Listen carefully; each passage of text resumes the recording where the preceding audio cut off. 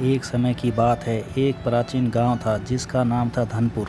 धनपुर चारों तरफ से घने जंगलों से घिरा हुआ था और उसकी प्राकृतिक सुंदरता के बावजूद वहां एक भयानक रहस्यमय छिपा हुआ था जो लोगों के मन में भय पैदा करता था। यह रहस्य था एक भूतनी की कहानी जिसने गांव के हर कोने में खलबली मचा रखी थी। गांव के बुजुर्गों के अनुसार यह भूतनी बहुत समय पहले गांव में एक लड़की थी जिसका नाम था माया। माया एक सुंदर, हंसमुख और संवेदनशील लड़की थी।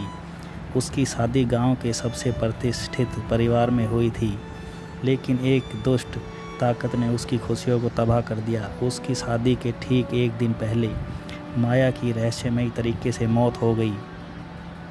उसके बाद से ही गांव में अजीब और भयानक घटनाएं होने लगी। लोग कहते थे कि रात में उन्होंने माया की आत्मा को देखा है, एक भूतनी के रूप में।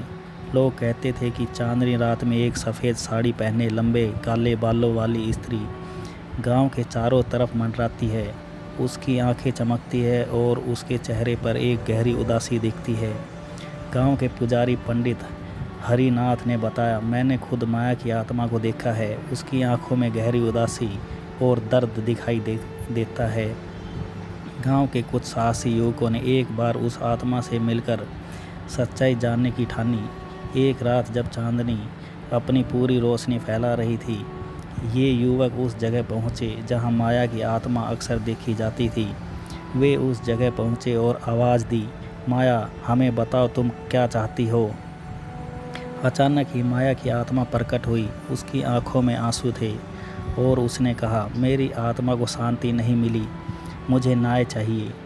युवकों ने हिम्मत करके पूछा, हमें बताओ हम क्या कर सकते हैं ताकि तुम्हारी आत्मा को शांति मिले। माया की आत्मा ने धीरे धीरे कहा, मेरी मौत कोई दुर्घटना नहीं थी, मुझे मार दिया गया था। मेरी आत्मा को तब ही शांति मिलेगी जब मेरा हत्यारा सजा पाएगा। युवकों ने माया की बातों को गांव के बुजुर्गों और अध्यक्ष को बताया। सभी ने मिलकर जांच का फैसला किया और सच्चाई सामने आई। माया की हत्या उसके ही परिवार के सदस्य ने की थी, जो कि उसकी संपत्ति हड़पना चाहता था। गांव वालों ने पुलिस को सारी हकीकत बताई और हत्यारे को गिरफ्तार कराया। माया की आत्मा को आखिरकार न्याय मिला और वह अपने शांति के निवास की ओर चली गई। इस प्रकार भूतनी की कहानी ने लोगों को सत्य और न्याय की शक्ति दिखाई। माया की आत्मा को उसका हक मिला और गांव से फिर से सुख शांतिपूर्वक बन गया। तो दोस्तों, वीडियो अच्छी लगी तो लाइक करें और चैनल को प्लीज़ सब्सक्राइब ज़रूर कर लें।